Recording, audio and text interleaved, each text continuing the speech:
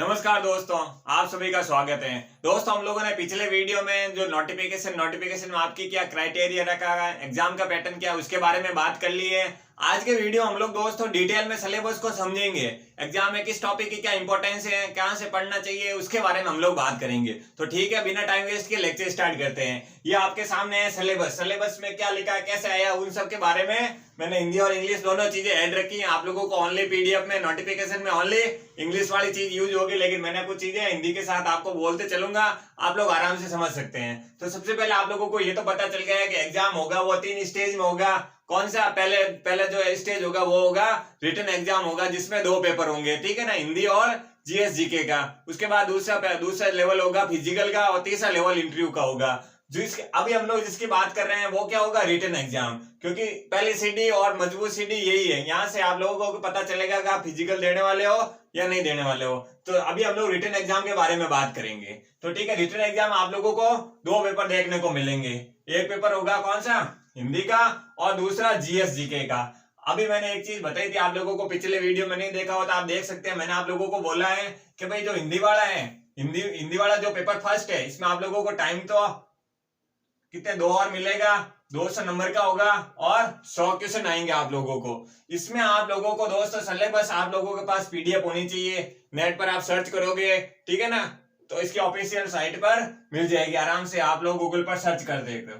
तो इसमें आप लोगों को 10 यूनिट मिलेंगे, जिसमें शब्द के प्रकार, शब्द रचना, इसमें मैं अभी मेरे पास डिजिटल बोर्ड नहीं है इसलिए मैं बता नहीं सकता, लेकिन अभी आप लोगों को मैं बता देता हूं कि उसमें 10 यूनिट होंगे, ठीक है ना, डॉट डॉट करके ऐसे करके 10 यूनिट होंगे। उन 10 यूनिट को आप लोगों को लोकोक्ति है, मुहावरे हैं, ठीक है ना, तो शब्द शुद्धि है, उसमें आप लोग सारे देख सकते हैं। 10 के 10 यूनिट को अच्छे से, जितना इसकी बुक्स के बारे में भी बात करेंगे हम लोग, ठीक है ना, बुक्स के बारे में बात करने वाला है। लेकिन अभी आप लोगों को ध्यान देना है कि भी 10 यूनिट होंगे, तो 10 यूनिट में आप लोगों को 10 के 10 यूनिट को घोट के जितना ज्यादा पी सकते हो पी लेना, क्योंकि सारा खेल इसी पर है दोस्तों। अगर आपको लगता है कि मैं जीएस जीके पढ़ के पास हो जाऊंगा, तो मैंने आप लोगों को पहले ही बताया, जिसमें मैंने मिनिमम क्राइटेरिया क्वालिफिकेशन का या क्वालिफाइड होने के लिए क्या बताया, वो सारी चीजें मैंने पिछली वीडियो में बता दी है। इस वीडियो में हम लोग अभी सिलेबस की बात करें तो आप लोगों को 10 यूनिट देखने को मिलेंगे। 10 के 10 यूनिट को आपके पास पीडीएफ होनी चाहिए। जब भी आप पढ़ाई करो आप लोगों के पास सिलेबस की पीडीएफ होनी चाहिए, ताकि आपके दिमाग में एक ओवरव्यू रहे कि 10 यूनिट है तो कौन से, ठीक है ना। तो ये आप लोगों को समझ में आ गया। 10 यूनिट, जो भी 10 यूनिट है, लोकोक्ता हो, मुहावरा, मैंने आप लोगों को बता दे। इस पर सबसे ज्यादा, क्योंकि ये पूरी मेरिट डिसाइड कौन करेगा, ये हिंदी वाला जो हिंदी व्याकरण का पोर्शन है, ये ही मेरिट डिसाइड करेगा। क्लियर हो गया, ये आप लोगों को समझ में आ गया होगा। अब हम लोग आ जाते हैं भाई, हिंदी में तो इतना ही है। अब इसको पढ़ना क्यों जरूरी है, अब इस पर आते हैं। ये जीएस जीके का, इसमें भी आप लोगों के 100 क्वेश्चन होंगे। आप लोगों को 2 घंटे का टाइम मिलेगा, 200 मार्क्स के होंगे।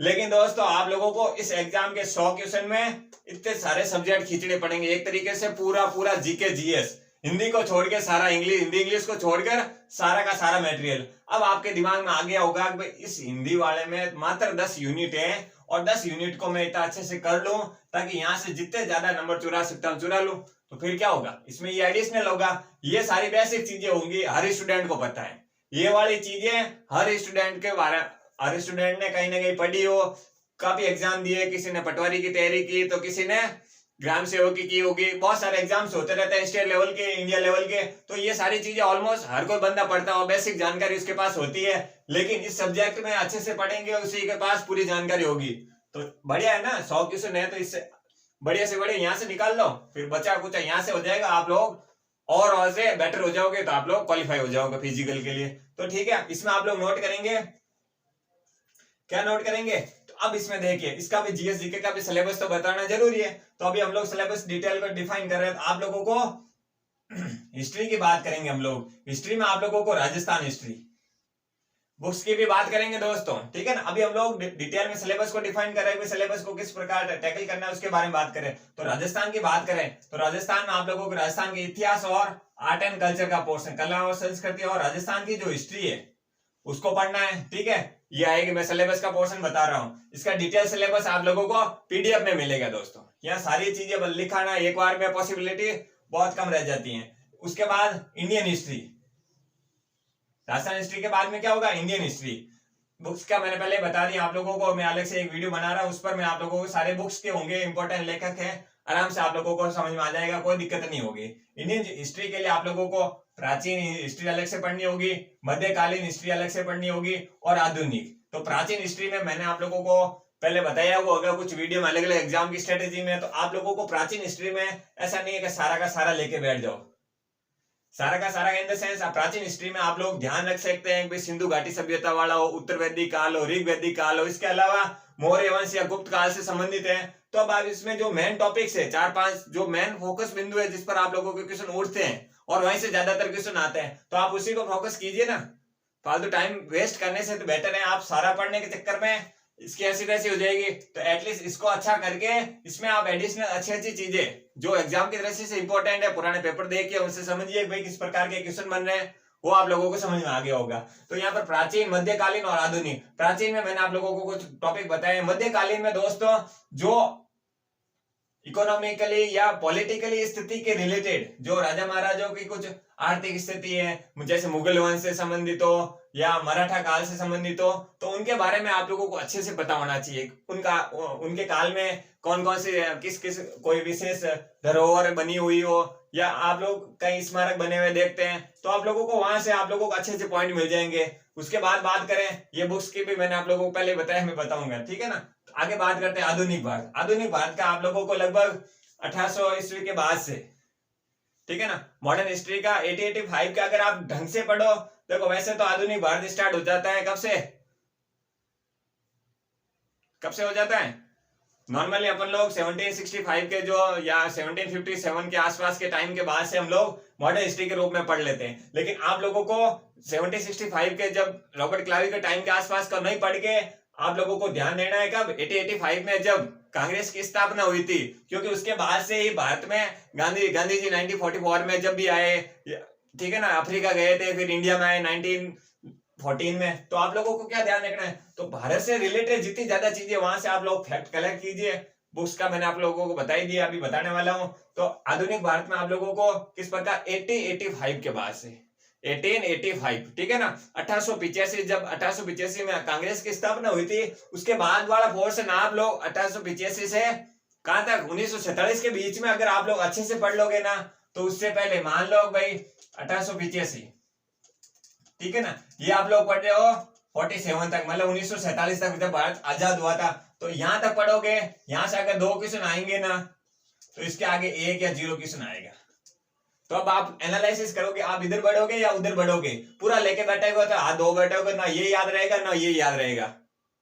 क्लियर हो गया, ये आप लोगों को समझ में आ गया होगा। आप लोगों को सारा ज्ञान बटोरना नहीं है, आपको कोई विशेषता या कोई यहाँ पर पीएचडी की कोई उपाधि नहीं मिलने वाली है कि भाई सारा का सारा रटने बैठ जाओ और पता चले एग्जाम में सब हो गया कंफ्यूजन। तो उनसे बचना है, आप अपनी स्टडी को स्मार्ट वे में लेके चलिए, ठीक है, ये आप लोगों को समझ में आ गया होगा, ठीक है ना। अब आगे बात करते हैं, आगे हम लोग देखेंगे जियोग्राफी। जियोग्राफी दोस्तों वैसे तो बहुत इजी सब्जेक्ट है और देखेंगे तो बहुत टिपिकल भी है। इसका कारण है दोस्तों, अक्सर हम लोग रटने बैठते हैं, तब तो आप तो लोगों का कुछ टाइम बाद भूल जाते हैं, लेकिन इसको मैपिंग के माध्यम से समझिए।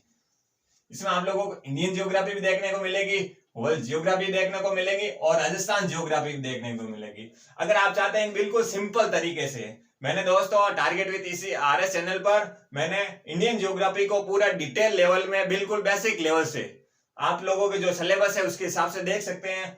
कुछ भी छूट जाए तो आप लोग एग्जाम के बाद मेरे को कुछ भी बोल सकते हैं, ठीक है ना। तो इंडियन ज्योग्राफी और वर्ल्ड ज्योग्राफी की सीरीज आप लोगों को प्लेलिस्ट में मिल जाएगी, अगर आप लोग देखना चाहते हैं तो देख सकते हैं। अगर आप लोगों को लगता है आपके पास बेटर सोर्स है तो आप उसको फॉलो कर सकते हैं, कोई दिक्कत नहीं है वीडियो में, ठीक है ना। अगर बात करेंगे राजस्थान ज्योग्राफी, तो इसकी भी मैं दोस्तों एग्जाम से पहले होपफुली मैं इसके भी वीडियोस डाल दूंगा राजस्थान। तो इसी चैनल पर आप लोगों के जो ज्योग्राफी वो पोर्शन है वो आपको अच्छे से हो जाएगा। हो सकता है एग्जाम से पहले इन सारे सब्जेक्ट का इस चैनल पर पूरा फ्री में कोर्स भी अवेलेबल हो जाए। तो अभी आगे बात करें, हम लोग ज्योग्राफी की बात होगी, तो ज्योग्राफी में भी मैंने आप लोगों को बताया कि भाई आपको मैपिंग के माध्यम से चीजें सारी मैपिंग से, मेरे वीडियो बताने का यही रीजन था कि इसमें मैंने टोटली मैप बेस्ड सारी थ्योरी को समझाया है, जिससे आप लोगों का ऑटोमेटिक है आराम से क्लियर हो जाएगा। आगे बात करते हैं पॉलिटी, ठीक है। पॉलिटी की बात करें तो आप लोगों को दोस्तों इंडियन पॉलिटी भी और राजस्थान पॉलिटी, ठीक है ना। इंडिया की सेंट्रल और स्टेट की जो भी राजनीतिक स्थिति है उसके बारे में पता होना चाहिए, ठीक है ना। इसकी जो डिटेल सिलेबस मैंने आप लोगों को बताया, आप लोगों के पास पीडीएफ होनी चाहिए भाई। इंडियन पॉलिटी में कौन कौन सी टॉपिक्स हैं, या राजस्थान जो राजनीतिक स्थिति उसमें कौन कौन सी टॉपिक्स है, वो आप लोग आराम से देख सकते हैं। उसके बाद आता है इकोनॉमिक्स दोस्तों, इसको मैं जैसे ही अभी ज्योग्राफी खत्म होने वाली है तो यूट्यूब पर मैं इसी चैनल पर इकोनॉमिक्स के वीडियो भी लेके आ रहा हूं। आपके पास सोर्स है, उसको कंटिन्यू अच्छे से पढ़ते रहिए, प्रैक्टिस करते रहिए। अगर बात करें इंडिया और राजस्थान की इकोनॉमिक्स में दोस्तों सोर्स क्या है वो मैं बता दूंगा अभी अलग से। अभी हम लोग सिलेबस की बात करें तो इंडियन इकोनॉमी और राजस्थान इकोनॉमी के साथ आप लोगों को बजट, क्योंकि बजट और जो इकोनॉमिक सर्वे और बजट से रिलेटेड आता है, इसमें आप लोगों को पढ़ना होता है बेसिक्स प्लस करंट, क्योंकि सारे क्वेश्चन आप लोगों को करंट ओरिएंटेड ही होंगे। तो आप इसकी मैं एक स्ट्रेटेजी का एक कॉमन जो सिलेबस के अकॉर्डिंग आपकी स्ट्रेटेजी क्या रहनी चाहिए वो उसके बारे में अलग से वीडियो बनाऊंगा। उसके बाद आप लोगों को मैथ्स, ठीक है ना, किसकी मैथ्स अच्छी होती है किसी की खराब होती है, वो अपने हिसाब से जो टॉपिक्स है उसको बैलेंस कर सकते हैं, ठीक है ना। सबके ऐसा नहीं है परफेक्ट होती है, परफेक्ट किसी का नहीं होता है दोस्तों। कुछ के हिस्ट्री खराब होती है तो किसी के पॉलिटी नहीं तो जियोग्राफी नहीं तो मैथ्स, किसी के मैथ्स एक्सपर्ट होता है तो रीजनिंग खराब होती है तो पॉलिटी, मतलब वो सब बैलेंस रहता है। तो अपने हिसाब से आप लोगों की जो वीकनेस है उस पर रेगुलर काम कीजिए। अभी एग्जाम की ऑफिशियल डेट नहीं है तो आप लोगों को भरपूर फायदा उठाना है, जितने भी 4-6 महीने साल भर जो भी टाइम मिले, क्योंकि स्टेट गवर्नमेंट की वैकेंसी है तो कुछ कह नहीं सकते कब एग्जाम होगा। फिर भी आप अच्छी होप रख के सिलेबस को अच्छे से कवर कर लीजिए और बाद में प्रैक्टिस करने के लिए स्ट्रेटेजी पर एक ऑफिशियल वीडियो बनाऊंगा भाई आप लोगों को सब्जेक्ट को कैसे टैकल करना है, ठीक है ना। उसके बाद अगर बात करें मैथ्स की हो गई, उसके बाद रीजनिंग और मेंटल एबिलिटी वाला, और उसके बाद आप लोगों को साइंस है, टेक्नोलॉजी और करंट। पूरा खेल इस करंट पर है दोस्तों।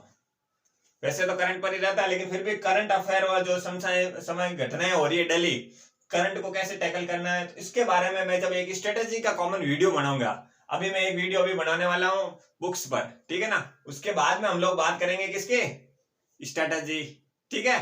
तो उम्मीद कर रहा हूं दोस्त आप लोगों को जानकारी अच्छी लगी हो। जानकारी अच्छी लगी हुई तो प्लीज आप लाइक करें, शेयर करें, कमेंट बॉक्स में जरूर बताएं आप लोगों को वीडियो अच्छा लगा, खराब लगा, या किसी प्रकार की कोई कमी रही है तो जरूर बताएं ताकि आने वाले वीडियो में हम लोग सुधार कर सके।